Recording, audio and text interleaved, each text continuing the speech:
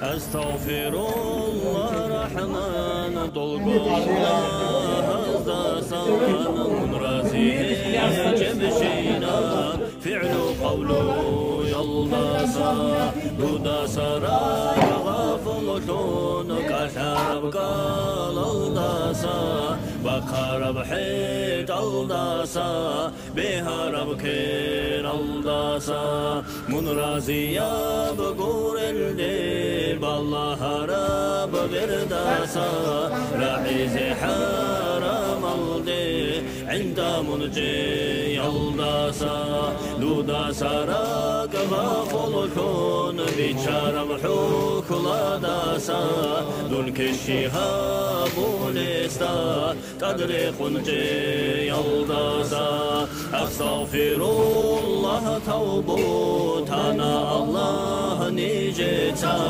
تيان أمروها بورا أعوذ بالله من الشيطان الرجيم بسم الله الرحمن الرحيم الحمد لله الحمد رب العالمين والصلاة والسلام على سيدنا محمد وعلى آله وأصحابه أجمعين.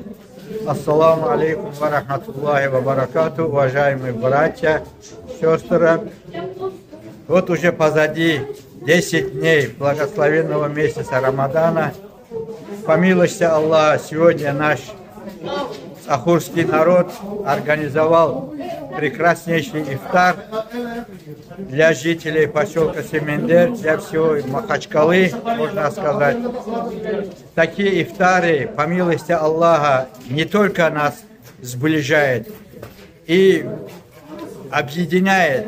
Это есть один из шагов к объединению всех народностей Дагестана, которые исповедуют по милости Аллаха ислам. Ислам есть и объединение, есть и смиренность, есть и покорность Аллаху Та'ала Всевышнему. Пусть Аллаху Та'ала воздаст тем братьям, которые организовали такой ифтар на таком высшем уровне, воздаст в обоих мирах благом и встретит нам, по милости Аллаха, следующий Рамадан в такой же атмосфере, как и сегодня. Ассаламу алейкум ва рахматуллахи ва баракату.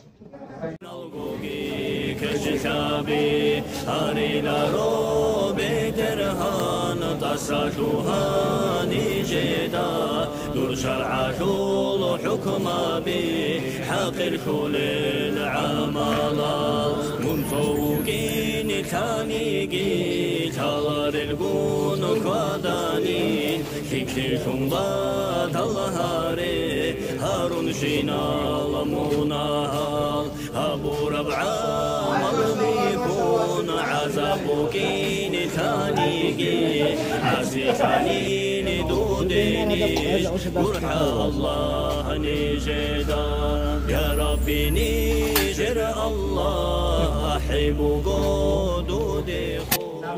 Assalamu aleykum ve rahmetullahi ve berekatuhu.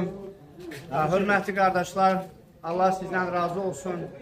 Böyle bizim bugünkü günde Ramazan ayının 10. Ramazan günü bize imkan yaradıb iftar eləmək üçün yığıb elhamdülillah bütün kardeşleri o cümlədə həm Çapur, həm Avar, həm özgə millətlərin представительləri ilə bir yerdə bugün oruç açmışıq. Allah niyətlərinizi, Allah dualarınızı qəbul eləsin, Allah var eləsin. Və bu dünyada sağlıq, salamatçılıq olsun, dava dayansın. Davadan bizim qardaşlar hamısı sağ-salamat evinə qayıtsın. Amin. Allah sizdə razı olsun, bizi də tək qoymursunuz, sinimat edirsiniz. Işıq üzünü vətənlə işıq verir də, nur verir, sağ ol, Allah razı olsun. Bizim çox qardaşlar da Allah uzun ömür versin. Allah məhəbbətlərinizi çox eləsin ya Allah, amin. Allahu Akbar. Allahu Akbar. Allahu Akbar. Sağ ol, var ol sözdə.